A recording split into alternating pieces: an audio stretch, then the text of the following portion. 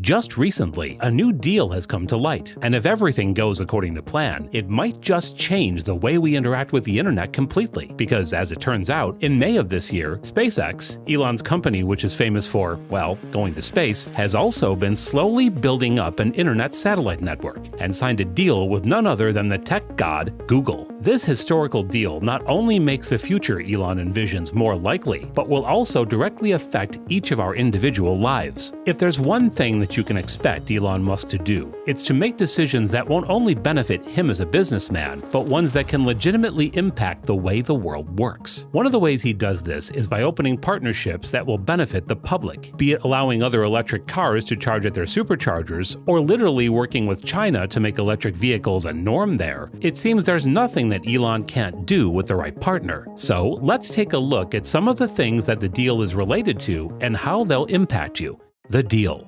Now, looking at the objectives of both of these companies, Starlink trying to become the world's biggest and most robust internet network, and Google trying to make their cloud network more widely available and, well, just plain bigger, it's not a surprise that both jumped at the opportunity to join forces for this endeavor. As Bikash Kohli, Google's head of global networking, would say, the power of combining cloud with universal secure connectivity, it's a very powerful combination. This goes to show that combining the world's largest network with the fastest growing cloud on that network is a move that benefits both. The CEO of the Google Cloud Group, Thomas Kurian, has said that SpaceX chose them because of the quality of our network and the distribution and reach of our network. And then there are the company histories, because as it turns out, this is not the first time Google and SpaceX have interacted, since in 2015, Google invested $900 million into the space company to cover an array of technology, including Starlink satellite manufacturing. And so with all of that on the table, I don't think it's a surprise that they're collaborating. If that's not convincing enough, we have the next major point: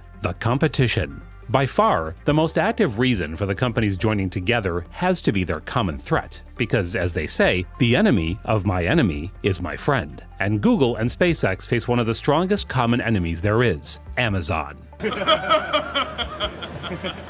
From the fact that Amazon is the literal founder of the cloud processing industry with a launch in 2006 of general-purpose computing and storage tools from its Amazon Web Services division, with Google coming onto the scene with its own computing service all the way later in 2012. And while you guys may already be familiar with Blue Origin, Jeff Bezos' answer to Musk's SpaceX, that's not the only place the tech giants go toe-to-toe. The far more terrifying prospect is the Kuiper project from Bezos' Amazon, which aims to launch well over 3,000 satellites in roughly the same orbit as Starlink for the exact same purpose: to become the sole source of the world's largest ISP network. With Amazon Web Services still being way ahead of Google in raw usage, and Kuiper having enough backing to make Elon reconsider his choices, the only logical outcome for the companies was to join forces.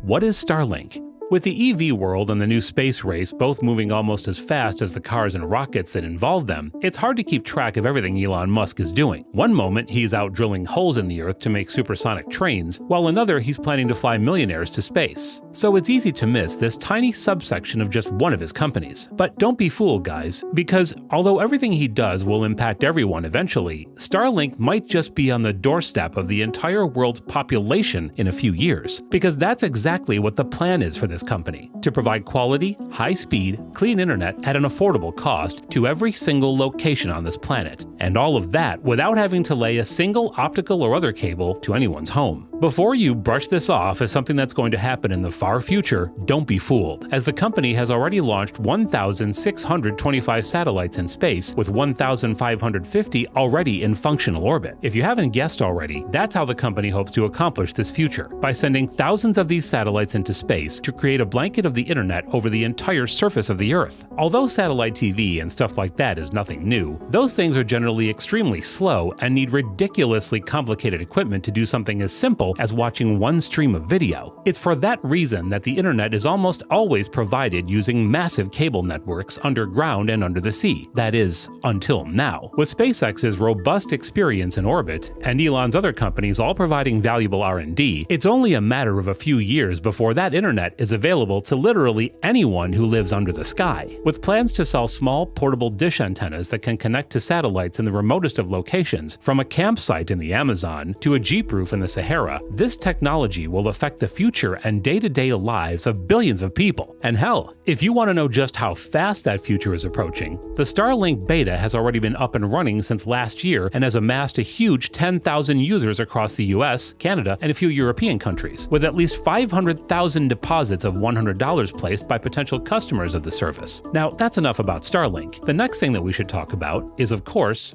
Google Cloud, the unseen background world. Now, while Starlink is all glamour and shine, the Google Cloud is something you'll rarely actually interact with while knowing that you're doing so. And the reason for that is, well, you've already interacted with it every day you've been on the internet. From your expected Google applications like Gmail and YouTube to thousands of websites all across the internet that all use Google's pre-built servers and connections to run, it's not an overstatement to say that Google Cloud is practically everywhere. From giving small websites access to stuff like Google Play, AdSense, plugins, and card payments to more basic stuff like storage, communication, and computing, the cloud is the backbone of a ton of things that millions of users rely on daily. As a result, it's no surprise that while you and I know Google for stuff like Chrome, Search, and YouTube, their cloud service is slowly becoming the backbone of their business, with them slowly moving towards strengthening this side of things. In fact, investors are already betting on the cloud to become Google's biggest hustle, because although they still rely on ads right now, in the future, stuff is about to change, judging from the fact that while the cloud business delivered only 7% of the company's revenue in the first quarter, it grew almost 46% year over year, compared with growth of 32% for Google's advertising services.